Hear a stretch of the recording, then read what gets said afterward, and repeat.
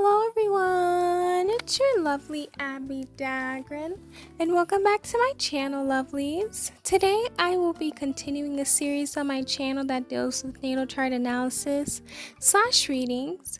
I'll be speaking on Henry Cavill today. I'll be speaking on his natal chart and his personality traits, as well as his characteristic traits based off of his chart, and as well as the success he's garnered. So please stay tuned for the rest of my video. If you have not yet become a part of the Abbie Dagrin family, then this is your calling to do so. Please make sure you hit that subscribe button as well as that notification bell so you know when I upload videos on the daily. Also, please hit that like button because I know you guys will love this video. Also, please hit that share button and make sure you share the video with everyone you know, whether it's your friends, your family members, a fan of Henry, or anyone who loves natal charts.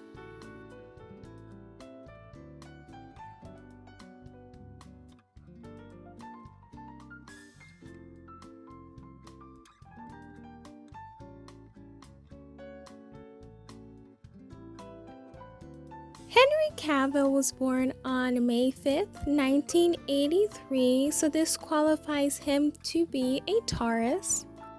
And with this placement, it is ruled by Venus, so he tends to be someone who is very loyal, very tenacious, and very ambitious. He's also someone who's very sensual, stable, stubborn, practical, and productive. Having the stability is because it is Taurus, and Taurus is an earth sign, so that makes sense about the stability. Stubbornness too, they are a sign. That symbol is a bull, and bulls tend to be stubborn. He is someone who's practical because he's an earth sign, so that makes so much sense. Also, being productive is something that makes sense because he is an earth sign. So being loyal is something that they are as well, and ambitious is something that he is. So this really describes him. Next up is his moon in Aquarius. And having a moon in Aquarius can be a very difficult placement to have. However, he tends to be someone who's very unique, someone who's very entertaining, independent enough to forge his own path in life as well. So being unique is something that comes with Aquarius energy, so it makes sense why you would be unique. He's entertaining. Independent is something that comes with Aquarius energy as well because they love to entertain others. He is someone who's very smart because Aquarius placements tend to be smart people. He's also very friendly because Aquarius tend to be very friendly. He's approachable, very open-minded. He likes to socialize. He may be at times detached. He's the person that needs freedom. He may be a humanitarian. He's very creative, and he's very observant because of his moon in Aquarius. Next up is his Mercury in Taurus. It's good because he has his Sun and Mercury in the same sign, so he's able to speak how he feels in a direct manner, and it's just very great. So with this placement, he tends to take his time in making his decisions. Makes sense because Taurus, they are patient people, so having it in the Mercury placement in regards to his thought process or making decisions, he is going to be patient.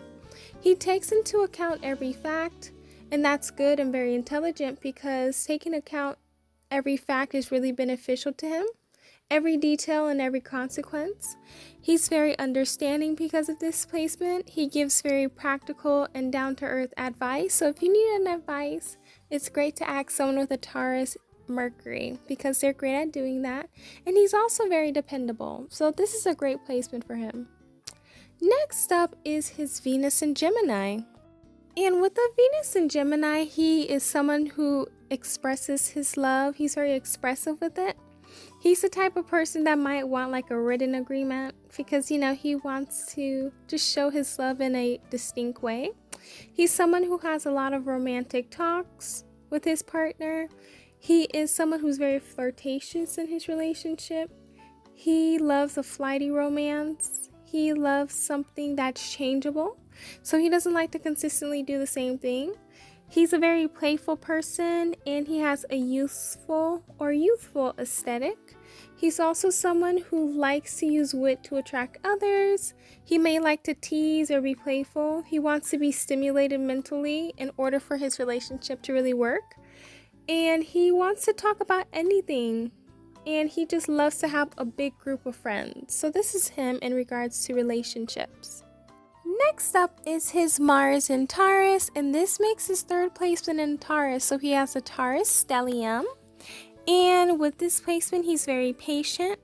He's also very enduring when it comes to building stability. And even though some people will say this isn't a good placement because it's kind of a detriment, because Mars rules Aries and Scorpio, so Scorpio is the opposite of Taurus, so it wouldn't be a good place for Taurus. So that's why, Taurus, I would say Aries and Scorpio, they're more rapid with the way they react to certain things. So that's why Taurus are more patient and they're more determined when dealing with things. So they're not like rushy into things like the other two placements that are ruled by this placement. But I feel so it's very good because he'll be able to make better decisions because he thinks it through. And he's able to use discernment to know what to do and what not to do. Next up is his Jupiter in Sagittarius, and with this placement, he tends to have luck when it comes to his career, and it's a great placement because Jupiter is also ruled by Sagittarius, so his career is aligned with his heart's success is abundant for him because it is the sign of luck. So having this placement, he tends to be very lucky. He's good at turning ideas into reality. And this is what brings him so much luck because he has it in the Sagittarius placement. So having this placement is something that is very beneficial for him. He's able to have a lot of personal growth. He's able to use his enthusiasm and optimism to attract great fortune. So this is a very great placement, and this has also contributed to a lot of the success he endured, and he will continue to have success and good luck. Next up is his Saturn in Scorpio. And with this placement, he's one of the most powerful of the zodiac signs, and he can be very secretive. This is a very interesting placement because he tends to release his emotional energies very reluctantly. He tends to be very secretive. And this is partly due to the fear that horrible calamities might occur when they are released. So something may happen or somebody may try to use their emotions to take advantage of them. And he at times may have emotions that are terribly complicated and intense. He tries not to repress these energies entirely. However, he will succumb to negative energy and negative destructive forms of compulsive behavior. So it's important for him to have relief and know that it's okay to go to therapy, and you'll never be embarrassed when you are who you are. Don't be ashamed of that. Next up is his Uranus in Sagittarius. And with this placement is something of a Renaissance person that makes him dabble in everything. So he loves to be interested in different things. He loves to do things that maybe other people may not like, but he is someone who does not care. He loves to do different things. He loves to go into different things. He loves to learn different things. So being diverse is something that is not foreign to him. He's someone with this placement who has strong intuition, so he knows what not to do and what to do. And sometimes he's very gifted with visions and precognitive situations. So in order for him to just know who he is, he'll just go into different things and just have fun with it. And that's Sagittarius placements. They love to have fun with different things. And they love to learn. They're not closed-minded, and they just love to have a good time. So this really describes him. Next up is his Neptune in Sagittarius, and this makes him have a third placement in Sagittarius. So that means he also has a stellium in Sagittarius as well. So having a Neptune in Sagittarius means that he thrives on having a variety of exciting and uplifting experiences, and he loves to learn new things. So he loves to do things that excite him. This is so Sagittarius. That's so Sagittarius vibes because they just love to do things that are exciting. They love to have fun. They don't love to have like a sad time. And the fact that he loves to have uplifting experiences and learning new things is something that is very Sagittarius too, because he loves to learn new things. He's not closed-minded. He's very open-minded, and he wants to learn so much about people, and he wants to get a better understanding of people as well. So that's something that really describes him. Next up is his Pluto in Libra, and since he was born between 1972 and 1984, he has the privilege of being a Pluto in Libra. So it's a good placement. He's part of Generation Y. So he's someone who loves harmony. He loves symmetry. He loves agreement. He loves pleasantness. So that's something that this generation or that generation loves to have. He's someone who may love to talk about global politics. He loves transform relationships. He loves to find a common ground. He loves to find cooperation with others. Sometimes with this placement, people who are part of this generation are sad that peace never lasts long. And sometimes there's not going to be a compromise. However, with this placement, he knows too well the hidden problems behind the social and worldly ideas, so he knows what's going on and what should be done.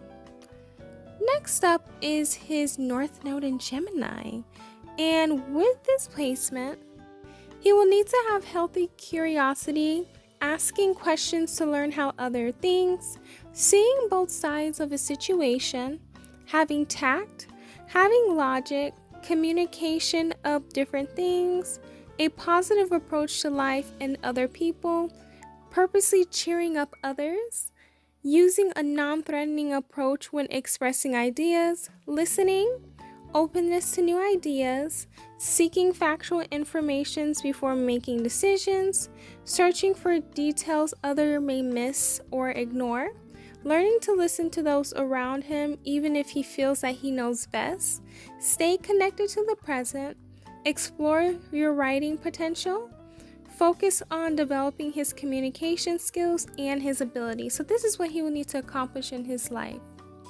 Next up is his Chiron in Taurus. So having this placement, he may have the wound of neglect. So meaning that maybe his parents did not take care of him as he should have, so he didn't have security, whether it's financial security, which kind of comes with this placement, or whether it was just security, feeling safe. And that's something that he may not feel now that he's older, and he will try his best to find security in different ways, so like monetary and things that may not be the best, but he just needs to heal this by knowing that he needs to keep safeness around him regardless of what's happened to him in his past, and know that he has a high self-worth and he deserves nothing but the best, and that he just needs to improve himself and he can just be the best that he can be. So this is a placement that he can really heal himself from. Next up is his ascendant/rising in Aquarius. So having this placement is actually pretty rare, and when he has this placement, he tends to like or be unique or different. He may be highly sought after individual for advice. He's typically curious as well as well educated. He's usually humanitarian, idealistic, and tolerant, and impartial. He needs freedom to expand his restlessness. He's very likable and he's very friendly. Sometimes he can be considered aloof and detached, but he's also very kind and caring. He's unaffected by status, wealth, or power. He may be interested in music, design, science, or sociology. He is difficult to shock. He's not a person that's scary. He's very innovative, friendly, progressive, intellectual, and he may be inconsistent at times. Last but not least is his midheaven in Sagittarius. So with this placement, he loves to do things that he wants to do. So by having this midheaven, he is someone who is an individual that's actually reflective. He makes wonderful planners, and he's also able to keep several projects going at once. He does his best in jobs that give him mental challenges, independence, and travel. He is willing to work hard, and he doesn't mind jobs that help or service others, such as acting, sales, politics, and teaching. So this is a great placement because, you know, he did get one of the jobs that come with the Sagittarius midheaven, which was acting. And having this placement, he just needs independence. He loves to travel, and that's something that you get when you're an actor. You do travel a lot to do movies and just do different things. He is mentally stimulated by learning parts, and this is a great placement, or a great placement that makes so much sense about him in regards to his career. That's all I have for you, lovelies, in regards to Henry Cavill's natal chart. Please let me know down below in the comment section. Did you learn more about him? Did you get a better understanding as to who he is as a person? Also, please let me know down below who else you guys would want me to do a natal chart analysis on. Also, please make sure you hit that subscribe button, that notification bell. Also, please make sure you share this video with everyone, and also hit that like button. If you have not yet followed me on my social media accounts, please make sure you follow me on my Pinterest, my Facebook, my Instagram, my Twitter, my Reddit, and my TikTok, because I'm always posting on them every single day. I love you all. Please stay safe and healthy. Please support my PayPal as well as my Etsy store. And I will see you guys in my next video. Bye, lovelies.